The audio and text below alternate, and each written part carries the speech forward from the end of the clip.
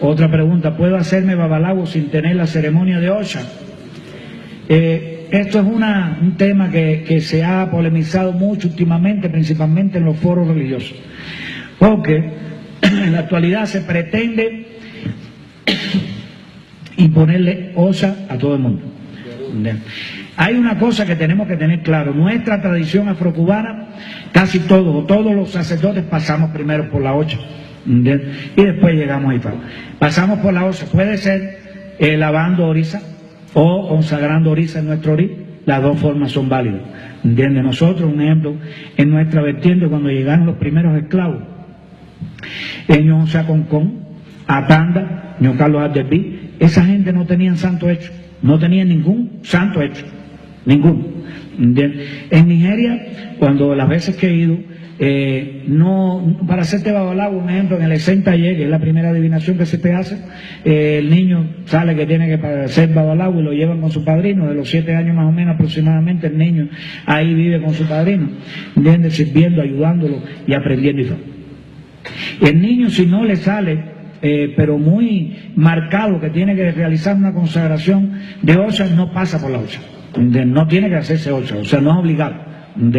Puede pasar Ifá y nunca tener nada de Osha. Sin embargo, nuestra tradición es aconsejable que mínimo, no quiere decir que nos vayamos todos ahora a lavarle santo a todo el mundo o a hacer Ifá sin santo, porque tenemos una estructura que es la estructura de orisa Ifá afrocubano, y tenemos que respetar. Si una persona, un ejemplo, en su mano Ifá, o Bofacan, Ifá dice que es hijo del Ekba, por ejemplo, y que no debe de consagrar el Ekba, lo mejor es no consagrarlo. ¿Por qué? Porque cuando tú consagras el Ekba, un ejemplo, hay una serie de eguos, prohibiciones que vas a empezar a tener a partir de ese momento. Una de ellas es la guinea, por ejemplo. No te puedes robar la cabeza con guinea.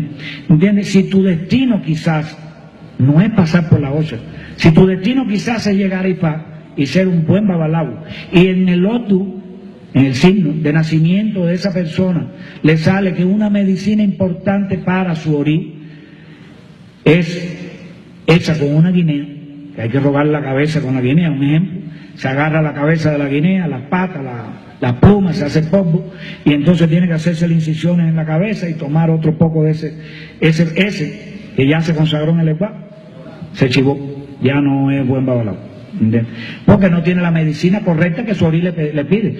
Y nosotros, antes de pensar en orisa y en Ifá, tenemos que pensar que tenemos un orí que es el que tenemos que respetar. Si Orumila me dice que lavo y paso Ifá, no quiere decir que se le marque a todo el mundo. Yo digo los casos necesarios para que no se tome esto como una ley y se empiece a hacer. Porque cuando nosotros vamos a ser consagrados en orisa, nosotros recibimos Obi, o sea, hay que hacer rogación de cabeza, como lo conocemos. Y si es Orí quien nos dice sí o no. Cuando vamos a ser consagrados en Ifá también es Orí si dice sí o no. Entonces es importante que sepamos que un babalawo, aunque no tenga ningún orisa, si es babalawo, si estudió Ifá, es buen babalawo. Él es babalawo. No depende de ninguna consagración extra.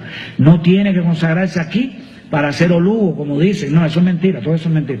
La persona cuando nace para ser babalawo, si estudia, de alguna forma, ya él es babalawo, esa persona es consagrada en Ifá.